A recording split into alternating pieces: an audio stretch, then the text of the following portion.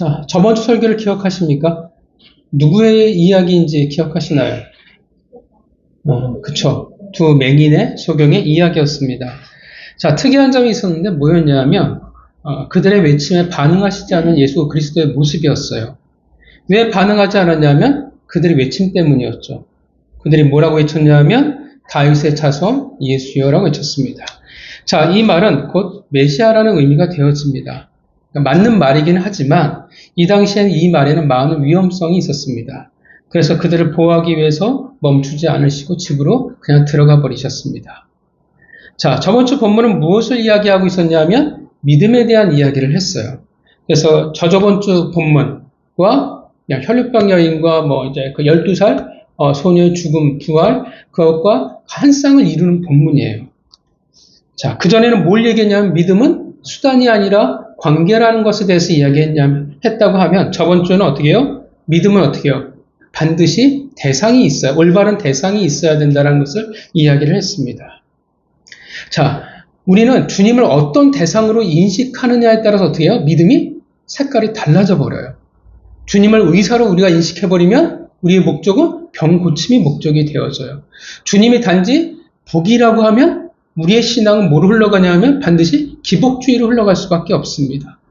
그러니까 주님을 나의 뭐로 어떤 대상으로 인식하느냐에 따라서 우리의 신앙들이 믿음이 다 달라져 버린다라는 거예요. 자, 그렇다면 어떻게 해야 우리가 올바른 믿음을 그리고 올바르게 대상을 인식할 수 있냐? 어떻게 해야 돼요? 한 가지 방법밖에 없어요. 이건 열심히 우리가 기도해서 열심히 교회를 단지 다녀서의 문제가 아니라 알아야 돼요. 뭘 알아야 되냐면 말씀을 알아야 됩니다. 알아가는 선한 싸움이 있어야 어떻게 해요? 올바른 관계를 맺어나갈 수 있어요. 관계를 맺어나간다는 건 대상을 인식하는 거잖아요. 그 사람이 뭘 좋아하고 뭘 싫어하는지를 알아야 우리는 더 건강한 관계를 맺어나갈 수가 있다라는 거예요. 그 어떤 신앙의 내용보다 이 아는 게 제일 중요합니다. 이게 잘못되어서 그냥 잘못됐는데 열심히 있음에도 불구하고 어떤 결과가 되어지냐면 신앙이 건강하지 못한 믿음이 될 가능성이 너무나 커요. 유대인들은 정치적 메시아를 신앙의 대상으로 삼아버렸습니다. 그러니까 어떻게 되냐면 진짜 메시아가 왔는데 제대로 된 믿음을 가질 수가 없었어요. 그들은 정말 열심이었잖아요. 우리보다 훨씬 더 열심이었던 사람이었어요. 그런데 그들은 결국 예수님을 십자가에 못 박아버렸습니다. 올바른 믿음과 건강한 믿음이라는 것은 자연스럽게 되어지지 않습니다.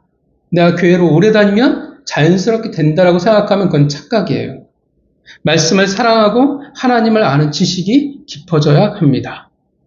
제자란 어떤 사람을 제자라 이야기하냐면 믿음의 대상이 누구인지를 알고 노력해 나가는 사람들을 제자라 말합니다. 한 주간 여러분 모두가 그렇게 살아가셨을 줄 믿습니다. 자, 오늘 본문은 드디어 이제 제자의 마지막이에요. 본문을 보면 예수님이 모든 도시와 마을을 두루 다니면서 회당에서 말씀을 가르치시고 복음을 전파하시고 모든 병과 악한 것을 고치셨습니다. 자, 그리고 그 앞에 예수님 앞에 나온 무리들을 보고 예수님이 불쌍히 여기셨다라고 말을 합니다. 그리고 제자들에게 뭐라고 말씀하세요? 추수할 것은 많은데 일꾼이 적으니 그러므로 추수하는 주인에게 청하여 즉 하나님에게 말씀을 드려 추수할 일꾼을 보내주소서 하라 하시니라 라고 본문을 마무리를 짓습니다.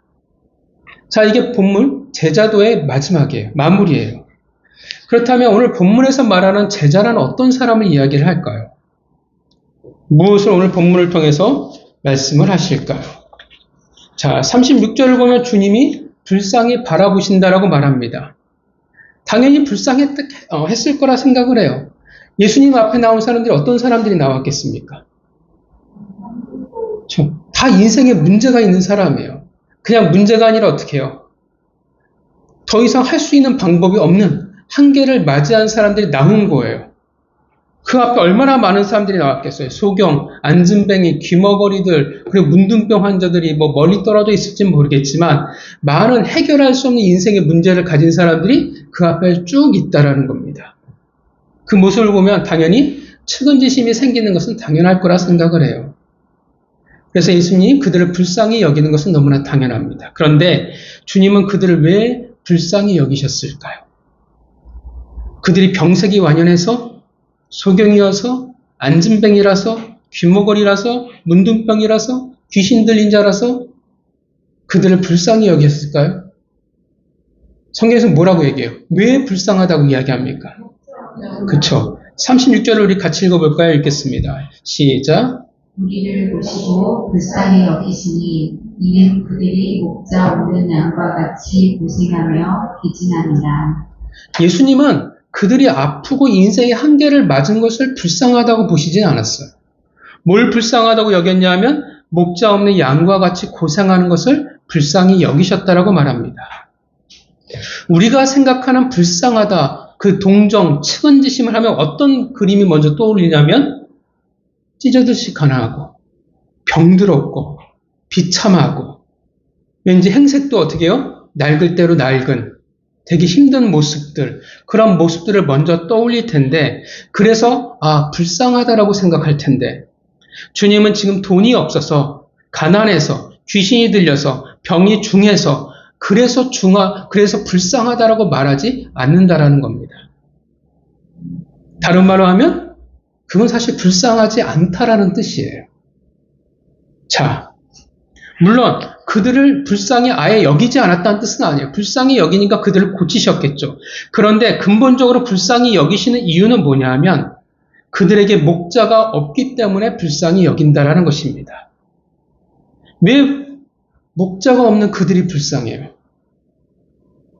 목자가 없는 그의 백성을 어떻게 표현하고 계시냐면 목자 없는 양과 같이 고생하여 기진한다라고 말씀하십니다.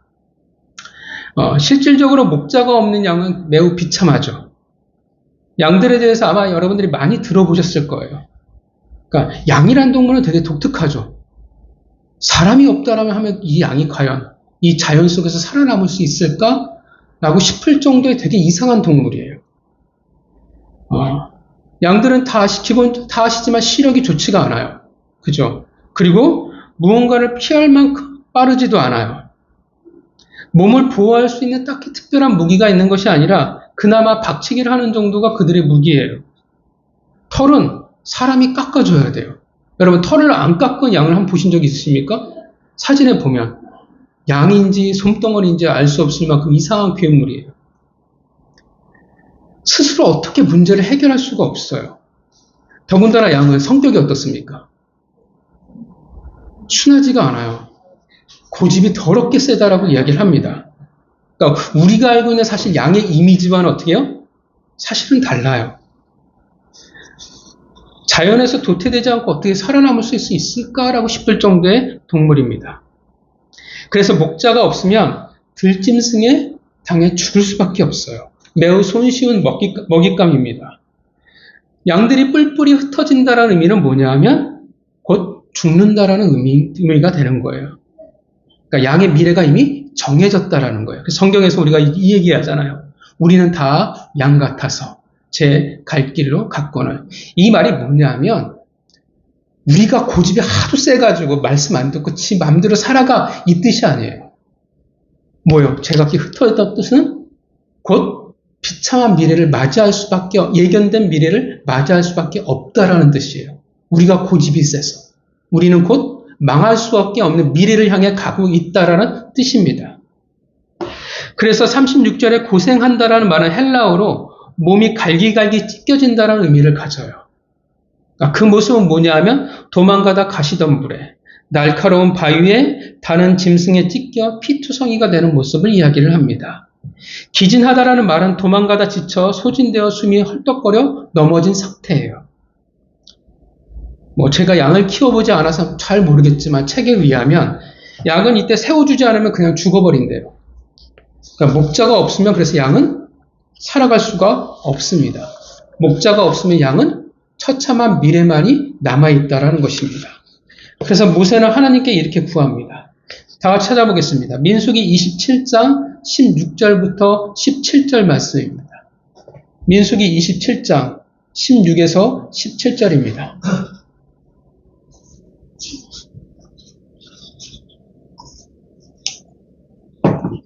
민수기 27장 16절부터 17절입니다.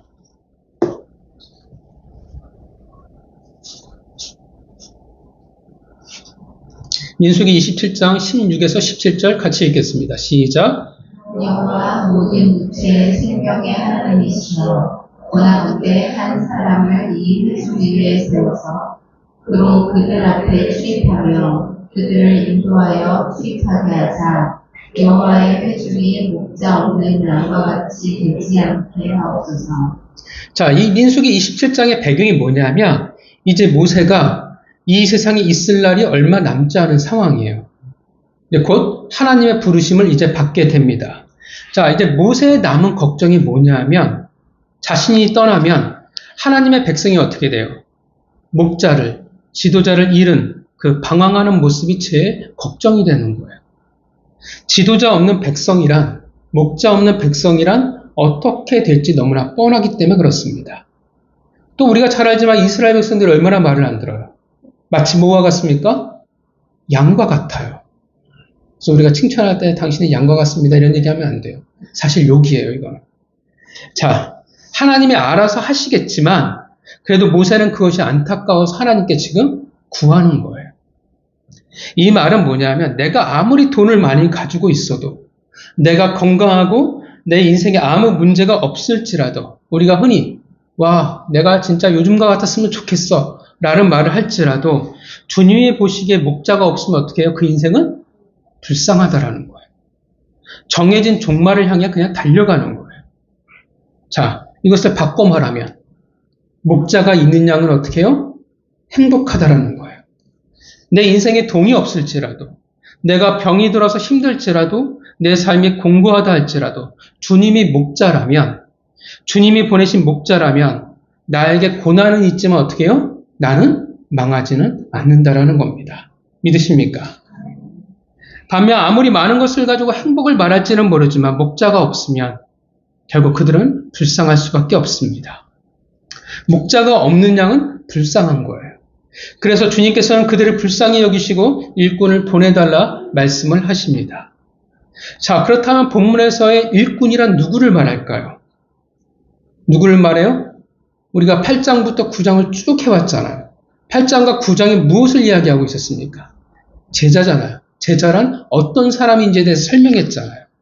그 수많은 기적을 통해서 가르치셨던 제자들. 그 말은 제자들이 목자이고 목자로 부르심을 받은 자들이 일꾼이라는 거예요. 그러니까 제자로 부르심을 받은 자들이 목자의 역할을 하는 그들이 모두 다 일꾼이라는 것입니다. 그렇다면 왜 제자들이 목자일까요? 왜 제자들이 목자일까요? 너무나 당연해요. 왜냐하면 예수 그리스도께서 우리의 목자이시기 때문에 그렇습니다. 여러분, 그리스도인들은 어떤 자들입니까? 그리스도인들은 예수 그리스도의 길을 걸어가는 자들이에요. 그래서 그리스도인, 크리스찬이라는 의미는 뭐냐 하면 작은 그리스도라는 의미를 가지고 있습니다. 그러니까 닮는 거예요. 그 길을 걸어가고 그 분을 닮는 것을 말합니다. 당연히 목자이신 예수 그리스도의 일을 걷고 닮아가는 것. 그러면 그가 하실 일은 어떻게 해요? 우리가 하는 거예요. 제자는 당연히 어떻게 합니까? 목자의 역할을 하는 사람들이에요. 그렇다면 너무 쉬운 이야기가 되겠죠. 누가 목자가 되겠습니까? 누가 목자가 될 수 있습니까? 누가 목자여야 돼요? 모든 제자들은 어떻게 해요? 다. 모든 그리스도인들은, 모든 제자들은 다 목자라는 겁니다. 이거는 우리의 선택의 몫이 아니에요.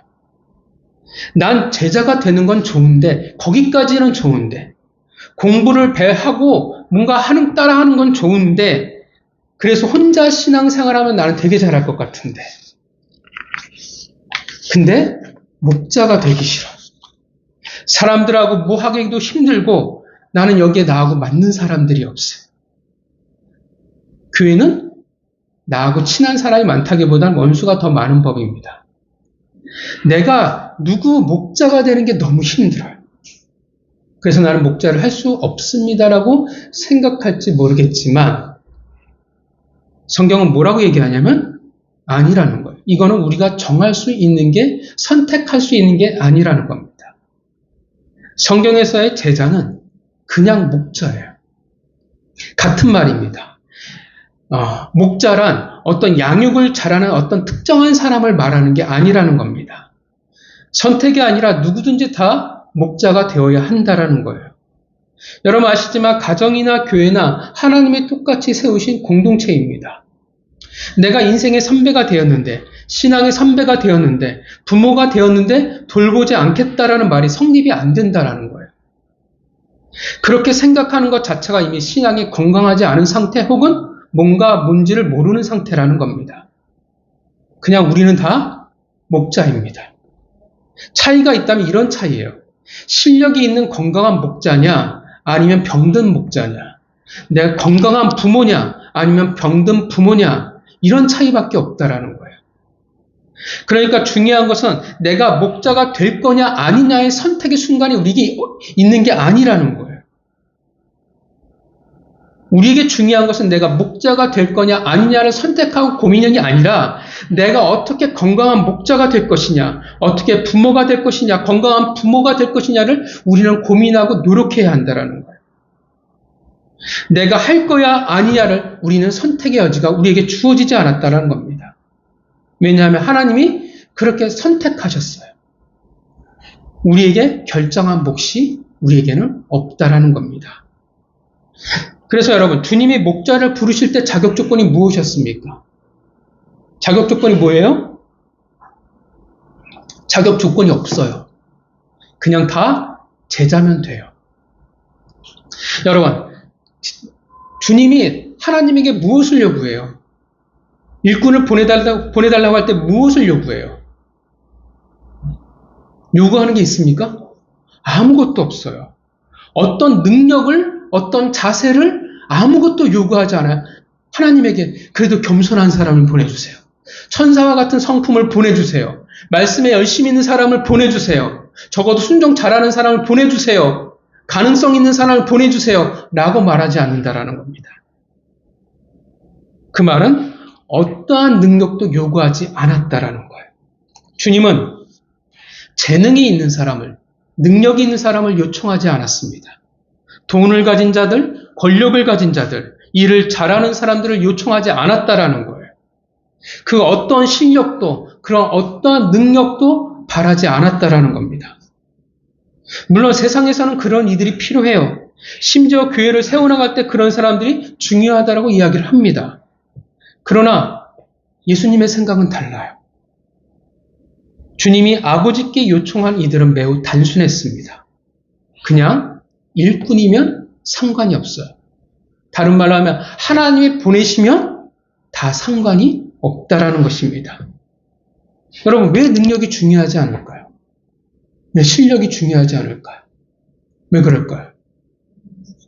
응? 제가 청각이 나날이 죽어가고 있나 봐요. 왜 중요하지 않을까요? 맞아요. 하나님이 하실 거예요. 하나님이 채우실 거예요. 능력은 어디에서 와요? 우리의 능력은 하나님에게서 오기 때문에 그래요. 성품은요. 우리가 그리스도인들이면 성품 누굴 닮아가게 돼요? 주님을 닮아가게 돼요. 나는 한때 개 같았어. 한때 난 고집불통이었어. 근데 주님을 만나면 어떻게 해요? 바뀌어요, 사람이.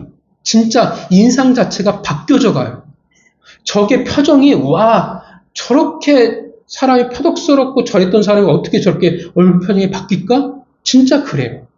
달라져 가요. 목자의 가장 중요한 성품인 자비, 긍휼, 불쌍히 여기는 마음, 그래서 또한 주님을 닮아가면 자연스럽게 어떻게 해요? 그것을 가져가게 될 거예요. 필요한 것은 누가 채우세요? 하나님이 채우실 것이라는 것입니다. 아니면 그들을 통해서 세우신 이들을 통해 하나님이 직접 개입하실 것입니다. 믿으십니까? 그렇다면 여러분, 왜 예수님은 일꾼을 보내달라고 말씀을 하실까요? 그냥 이렇게 표현해도 되잖아요. 아버지, 목자를 보내주십시오. 라고 얘기해도 되잖아요. 근데 왜 굳이 일꾼이라고 표현을 할까요? 왜 목자에서 말이 일꾼으로 바뀔까요? 지금 본문이 제자에서 목자에서 일꾼으로 한꺼번에 이렇게 바뀌는 거예요.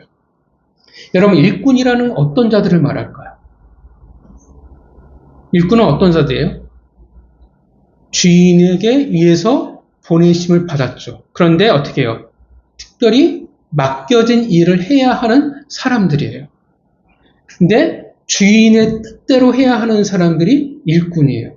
보내셨는데 내 마음대로 하면 어떡해요? 쫓겨나든지 맞든지 그렇게 되겠죠. 그래서 38절에 보내주소서라고 예수님이 말씀하십니다. 38절 읽어볼까요? 읽겠습니다. 시작. 그러므로 추수하는 주인에게 청하여 추수할 일꾼들을 보내주소서 하라 하십니다. 자, 보내주소서. 우리 한글 성경에서 보면 그래 보내주소서라고 얘기했겠지라고 하지만 언어에서 느낌이 완전히 달라져 버려요. 원래 성경에서 보내주소서라는 말은 보통 펜포라는 헬라어가 쓰입니다. 근데 여기에서는 에크발로라는 헬라어가 쓰여져요. 에크발로는 합성어인데 그럼 밖으로라는 말에 에크와 던지다라는 말에 발로가 합쳐진 말이에요. 이 말은 보통 성경에서 어떻게 사용되어지냐면 내어 쫓겨나다. 본인의 의사와 상관없이 강제적으로 이루어지는 축출 등에 의해서 등에 쓰이는 말이에요. 그래서 원어 그대로 사용하면 보내주소서는 이런 말이 됩니다. 추수한 일꾼들을 밖으로 던져주소서. 느낌이 어떤 느낌입니까? 그냥 보내달라는 말일까요? 그렇죠. 느낌이 달라요. 쎄하죠. 어떤 의미일까요? 일꾼들을, 그러니까 우리들이잖아요. 밖으로 던져주소서. 어떤 의미가 되겠어요? 우리의 의도와 우리의 생각과 우리의 결정은 어떻게 해요? 중요하지 않다라는 겁니다. 그러니까 일방적으로 던져졌다라는 것은 어떻게 해요? 내가 던져짐을 당한 거잖아요. 일방적인 거예요. 일방적으로 보내심을 받은 자들이에요. 누가 일방적으로 보내심을 받은 자들이에요?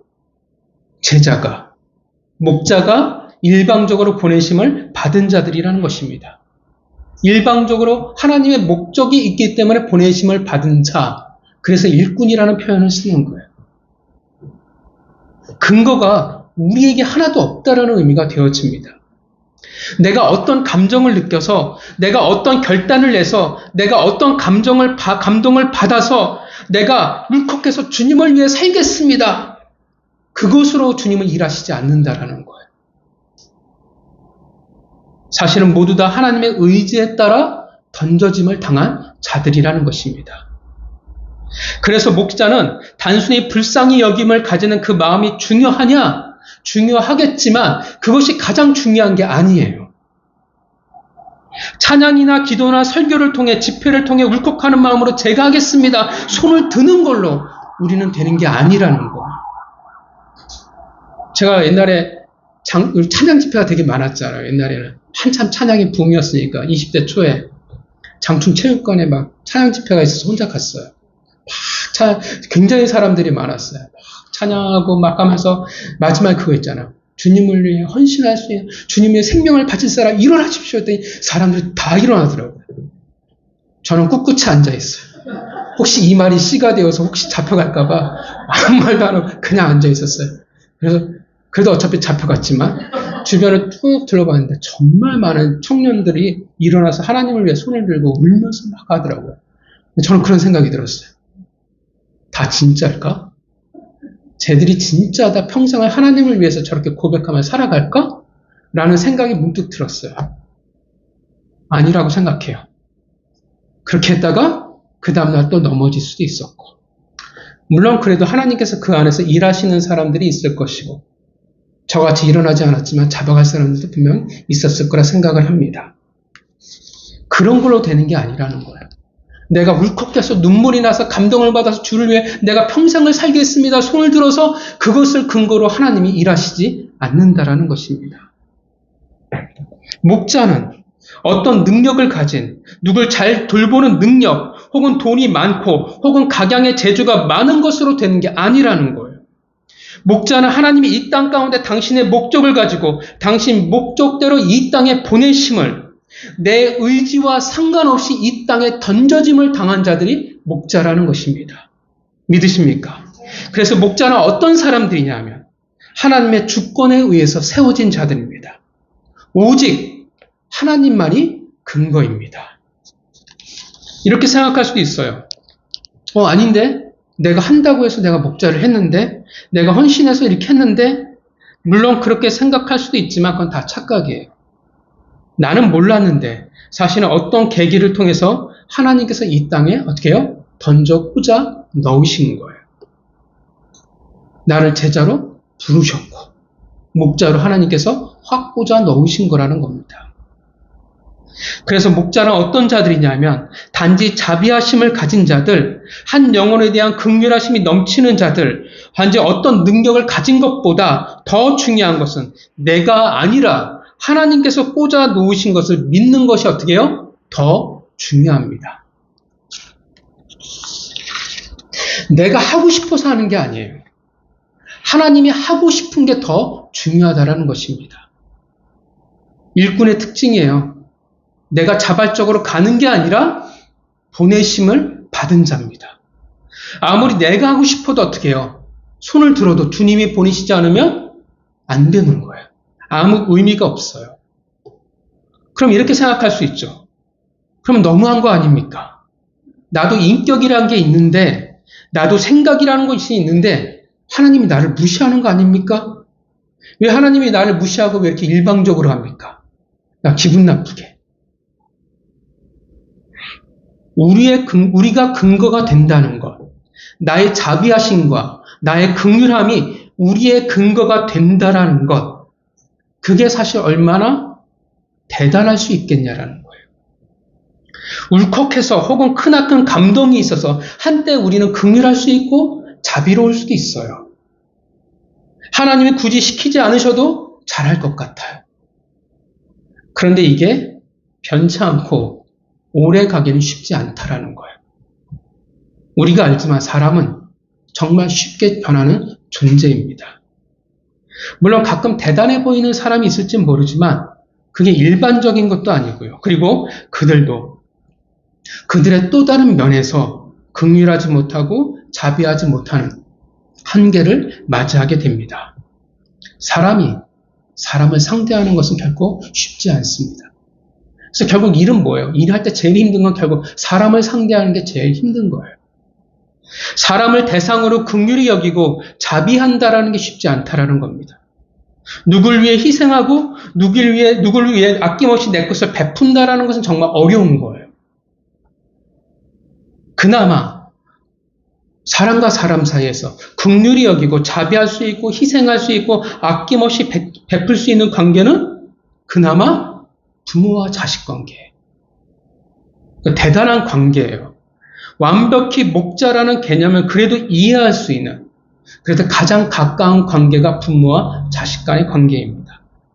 부모가 자식을 어떻게 해요? 키우면서 이익을 바라는 게 아니잖아요. 물론 어떤 부모는 시집장가 보내서 이익을 바라는 부모들도 있긴 있더라고요. 근데 예수님이 우리에게 무슨 이익을 바라시겠어요? 사실 부모도 마찬가지여야 합니다. 그런데 자녀를 키워보다 보면 알지만 그것 또한 우리는 쉽지 않다라는 것을 곧 알게 됩니다.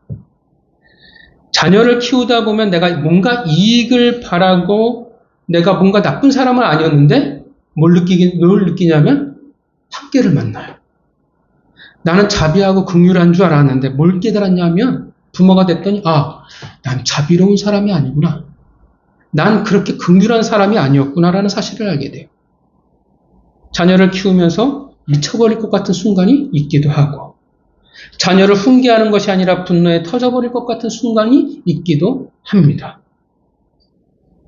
차분하게 나는 아이를 잘 양육한다 싶은데 결국 뭘 보냐면 나는 결국 이런 바닥이었구나. 이런 존재였구나를 우린 여실히 깨닫게 됩니다. 사랑해요. 사랑하지 않는 게 아닌데 그 사랑이 한결같기는 쉽지 않다라는 것을 우리는 경험해요. 가장 목자라는 그 개념에 가장 가까운 관계임에도 불구하고 뭘 느끼냐면 어렵다라는 거야. 나는 안 되는구나를 우리는 깨닫게 된다라는 것입니다. 하나님이 세우신 가정과도 같은 하나님이 세우신 공동체인 교회를 겪게 되면 더 심해져요. 교회를 다니다 보면 그렇죠. 사람이 싫어질 때가 너무나 많아요. 그래서 성도라 불리우는 사람들과 어떻게 해요? 가까이 있는 것조차 싫을 때가 있어요. 그런 이들에게 어떻게 해요? 그런 이들은 예배가 끝나고 축도의 시간은 도망가기 참 좋은 시간입니다. 그리고 말합니다. 교회는 깊숙이 알아가면 안 돼. 적당히 해야 돼. 이 말이 정말 잘 공감이 가실 거라 생각을 합니다. 사람이 가진 바닥이라는 것은 끝이 없습니다. 특히 교회는 어떤 곳이에요? 죄인들이 모인 곳이잖아요. 죄인들이 모인 곳이니까 얼마나 참 대단하겠습니까? 사람은 결코 믿을 만한 존재가 아니라는 사실을 우리는 압니다. 그래서 사람이 우리가 근거가 될 수가 없는 거예요. 자비와 긍휼의 기준이 될 수가 없어요. 나의 결단으로, 그 쉽게 흔들리는 나의 결단으로 목자가 될 수가 없어요. 그 신분을 유지할 능력이 우리에게는 없어요. 어찌 예수 그리스도와 같은 길을 걸어갈 수 있겠습니까? 어찌 변치 않게 그 마음을 우리가 가질 수가 있겠어요? 나도 살기 힘들어 죽겠는데 어떻게 다른 일을 우리가 불쌍히 여기며 살아갈 수 있겠어요? 내가 곰과 사자가 무서워 죽겠는데 어떻게 다윗처럼 그 양을 위해 맞짱을 뜰 수가 있겠습니까? 나에게 근거를 둔다면, 우리의 열정과 나의 감동과 실력과 성품의 근거를 둔다면 우리는 그 목자의 자리를 내던져버리고 도망을 가버릴 수밖에 없다라는 거예요. 그래서 목자는 나의 감동과 나의 열정이 아니라 아버지가 보내신 명령으로 하는 거라는 겁니다. 우리를 무시해서 일방적으로 하시는 게 아니라 우리가 안 되니까 변치 않는 당신을 근거로 우리를 보내시는 겁니다. 믿으십니까? 자, 그렇다면 하나님의 근거이잖아요, 목자는. 뭐가 중요할까요? 하나님이 보내신 일꾼인 목자는 무엇이 중요하겠습니까? 그래서 믿고 순종하는 것이 중요합니다. 하나님이 일방적으로 보냈다라는 것은 어떤 의미가 되냐면 나는 그게 이해가 되지 않는다라는 뜻이 되어집니다. 물론 그것을 이해한다면 그 사람은 이미 대단한 실력을 가진 사람이에요. 근데 순종을 이야기할 때 왜 순종이라고 얘기하냐면 할 수 없을 것 같으니까 순종이에요. 왜 믿음을 얘기해요? 타당한 것을 믿는 것을 믿음이라고 얘기하지 않아요. 믿지 못할 것 같으니까 믿음이라고 이야기하는 거예요. 하나님의 근거로 해서 보내셨다라는 것을 믿고 그것을 순종할 수 있어야 합니다. 이해가지 않아. 내가 왜 목자야? 왜 내가 해야 되는데? 나는 마음의 준비가 안 됐는데? 난 사람들하고 섞이기 싫은데? 나는 교회 다닌 지 얼마 안 되는데? 난 저 사람이 너무 싫은데? 나는 교회 짬밥이 얼마인데 이제 또 목자하라고? 싫어요. 근데 알아야 돼. 믿어야 돼요. 내게 근거가 없다라는 것을. 우리에게 필요한 것은, 우리에게 주어진 것은 뭐냐 하면 제자이니까 목자라는 사실을 우리는 인정해야 하는 겁니다. 성품의 문제일 수가 있어요. 다른 사람이 보더라도 와, 저 사람이 목자가 되면 난리가 날 것 같은데? 라고 할 수도 있어요. 실력이 부족할 수도 있어요. 성경을 잘 모를 수도 있어요. 그런데 일단 목자라는 사실을 받아들여야 돼요. 물론 오해하시면 안 돼요. 교회에서 세우는 목자의 개념과 다를 수 있어요. 모든 성도들이 다 목자라고 목자의 직분을 세울 수는 없잖아요. 아직 세우지 않을 수도 있어요. 근데 우리가 뭘 믿고 순종해야 되냐면 내가 예수 그리스도를 믿어 구원을 받았으니까 이제 나는 목자구나라는 사실을 내가 믿어야 돼요. 그것을 순종해야 한다라는 것입니다. 그리고 나서 어떻게 해요?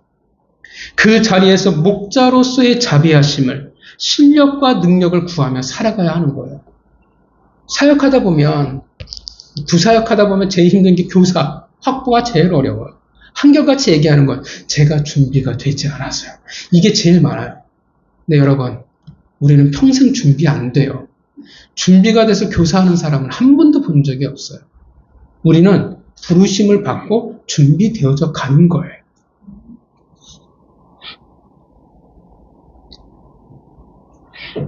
지금 내가 실력이 있는 것이 아니라 자비하심으로 양들을 돌볼 수 있는 실력을 내가 이제 키워나가는 거예요. 그러니까 내가 자비함과 긍휼함이 충만한 상태가 아니라는 거예요. 겨자씨만큼의 자비와 긍휼이에요. 별로 대단치 않은 인격이에요. 그럼에도 불구하고 아버지께서 보내신 일꾼이고 목자니까 그 자비하심을 구하고 실력을 이제 내가 키워나가는 거라는 겁니다. 그 말은 내 실력이 충분하니까 목자로 세우셨다가 아니라 아버지가 보냈으니까 부족할지라도 형편없을지라도 우리는 목자의 역할, 자리에 있어야 한다는 겁니다. 그러면서 가만히 있는 게 아니라 이제 실력을 키워나가는 거예요. 나는 원래 안 돼. 나는 실력이 없어. 난 원래 개인주의적인 사람이니까 내 성품은 이러니까 아니야. 난 내 인생에 내가 제일 중요해. 그러는 게 아니라 원래는 그랬겠죠. 원래는 그런 사람이겠죠. 그래서 뭐라 그래요? 십자가에 다 못 박혀 죽었나니. 여러분, 여러분이 가지신 원래의 성품과 원래의 성격 이게 하나님이 나에게 원래 주신 거라고 생각하면 안 돼요. 우리의 죄로 말미암아 어떻게 해요? 오염된 거예요. 그래서 어떻게 우리는 다 못 박혀 죽는 거예요. 그리고 어떤 성품을 우리가 닮아가요? 주님의 성품을 그래서 닮아가야 되는 거예요. 왜냐하면 이건 아니거든요. 나의 원래 성격, 원래 개인주의, 나만 바라보는 거, 내가 워낙 추구하는 거, 나의 이런 모습들 다 어떻게 해요? 주님을 만나면서 바꿔나가야 되는 거예요. 믿으십니까? 실력을 키워나가는 거예요, 그게. 이제 닮아가도록 노력을 해야 되는 거고, 그 마음을 배우려고 힘써야 하는 겁니다. 십자가에서 죽은 자처럼. 그러면 어떻게 해요? 나의 이전의 모습은 껍데기는 벗어야죠. 겉사람은 어떻게 해요? 자꾸 사라져야죠. 달라져야 돼요. 그게 누구냐 하면 바로 오늘 본문에 읽었었던, 우리가 따로 민수기를 읽었었던 모세였습니다. 모세는 상처가 많은 사람이에요. 어떤 상처가 많았습니까? 배신. 배신의 상처가 많았어요. 양들의 배신의 상처. 모세가 왕자였을 때, 애굽의 왕자였을 때 이스라엘을 구원하기 위해서 애썼잖아요. 근데 돌아온 것은 뭐였냐면 이스라엘의 배신이었어요. 그래서 도망을 갖고 무려 40년을 광야에서 양들의 목자로 살아갈 수밖에 없었습니다. 한마디로 배신으로 망한 거예요. 그리고 하나님이 부르셨을 때 여러분, 모세가 이스라엘을 향한 자비하심이 넘쳤을까요? 목자였을까요? 아니요. 그는 이스라엘의 목자로 하나님 부르셨을 때 어떻게 해요? 반응이 순종하겠습니다 했을까요? 못하겠습니다 했어요. 못하고 하니까 하나님이 그래 너 어떻게 이렇게 아론 붙여줄게 뭐 한데 설득하니까 안 되니까 하나님이 나중에 어떻게 해요? 화를 내시잖아요. 그러니까 그제서야 모세가 어떻게 해요? 말을 들어요. 하나님이 일방적으로 모세를 이스라엘의 목자로 호렙산에서 불러서 다시 어떻게 애굽으로 던져버리신 거예요. 하나님의 일방적인 의지였어요. 그렇다면 호렙산에서 하나님 가겠습니다라고 모세가 했어요. 자비하심이 충만했을까요? 목자로서의 사명감이 넘쳤을까요? 아니요. 이스라엘 백성들이 모세를 원망했을 때 그도 똑같이 원망했어요. 하나님도 원망했어요. 그런데 시간이 흘러 목자라는 사명의 자리에서 달라지기 시작을 했습니다. 그는 어느덧 이스라엘의 자비하심을 구하는 자가 되었어요. 이제는 단지 사명이기 때문에 어쩔 수 없이 끌려가는 자가 아니라 이스라엘 백성은 그의 자녀가 되었고 그는 이스라엘의 부모가 되었습니다. 그래서 이제 인생의 말년에 하나님이 맡기신 그 양들이 불쌍히 여겨 긍휼히 여겨 또 다른 목자를 이제 하나님께 구하는 자가 된 것입니다. 두 번째, 하나님의 근거이기에 목자는 무엇이 중요할까요? 하나님의 뜻대로 보내신 것이기 때문에 뭐가 중요하냐면 하나님의 뜻과 방법이 중요해요. 목자는 세상의 방법대로, 세상의 뜻대로 하는 자들이 아닙니다. 목자는 내 생각대로 세상의 지식으로 새 사람들을 양육할 수 있는 사람들이 아니에요. 그래서 교회는 관리할 수 있는 것도 아니고 효율을 따지는 것도 아니에요. 자꾸 세상의 방법대로 관리할 수 있다고 생각하지만 여러분, 여러분의 가정을 관리한다고 생각하십니까? 자녀를 키우는 데 있어서 효율을 따지십니까? 아니에요. 그렇지 않아요. 하나님의 공동체는 관리할 수 있는 것이 아니에요. 효율을 따지는 것도 아니에요. 그럼에도 답답해서 세상의 방법을 따라가기도 합니다. 하나님의 뜻보다 세상의 지식을 더 중요시 여기기도 해요. 그러나 목자는 하나님의 뜻대로 그분의 방법대로 느려도 답답해도 이해가 가지 않아도 묵묵히 그 길을 걸어가는 사람들입니다.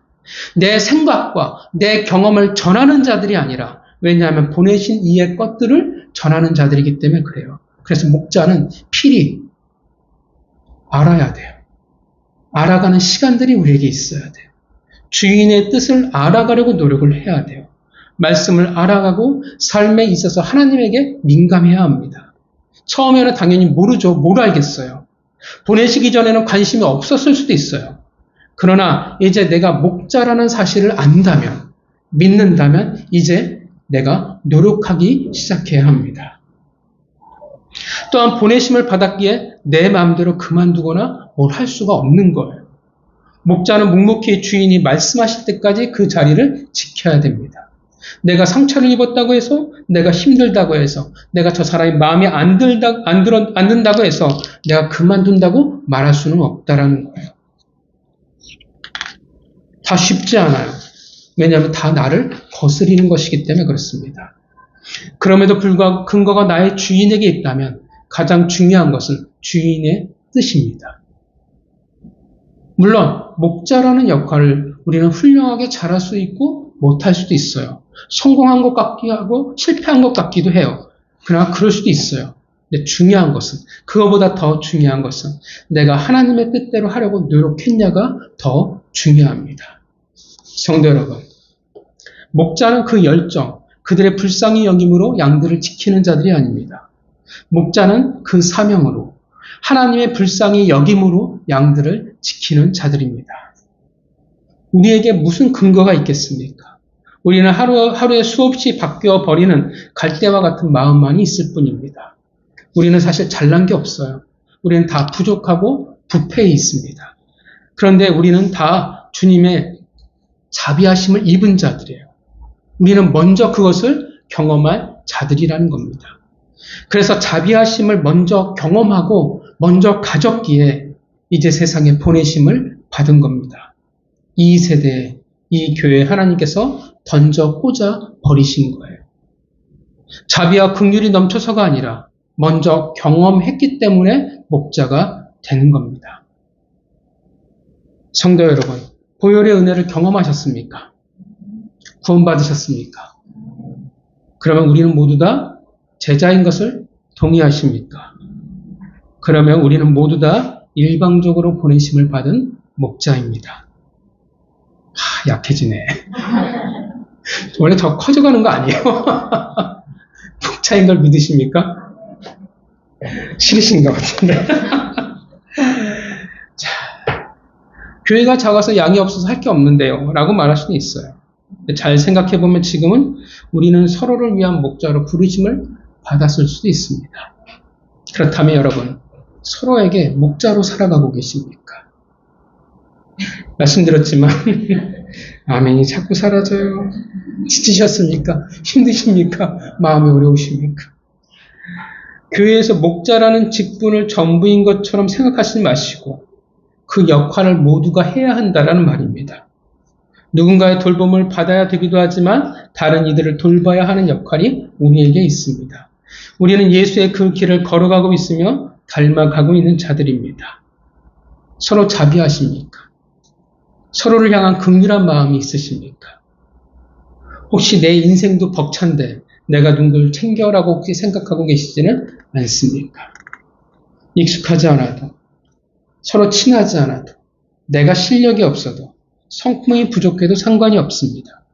우리는 하나님께서 목자로 이 세대에, 이 교회로 던져진 자들입니다. 비록 부족한 실력일지라도 자비로움의 작은 씨앗을 품은 자들이며 언젠가 푸른 나무가 되어 수많은 열매를 맺게 될 줄 믿습니다. 성도 여러분, 자꾸 내 성품을 핑계대지 마시고요. 내 성향을 쫓아가지 마시고요. 자꾸 타당한 이유를 만들지 마시고 주님을 쫓아가시기를 바랍니다.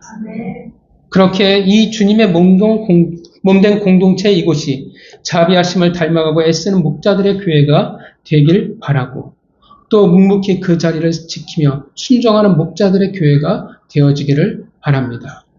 성도 여러분, 오늘 본문의 제자의 마지막은 제자란 하나님께서 이 땅에 일방적으로 보내신 목자입니다. 모두 이 말씀에 순종하며 목자로 살아가시길 주님의 이름으로 축원합니다. 기도하겠습니다.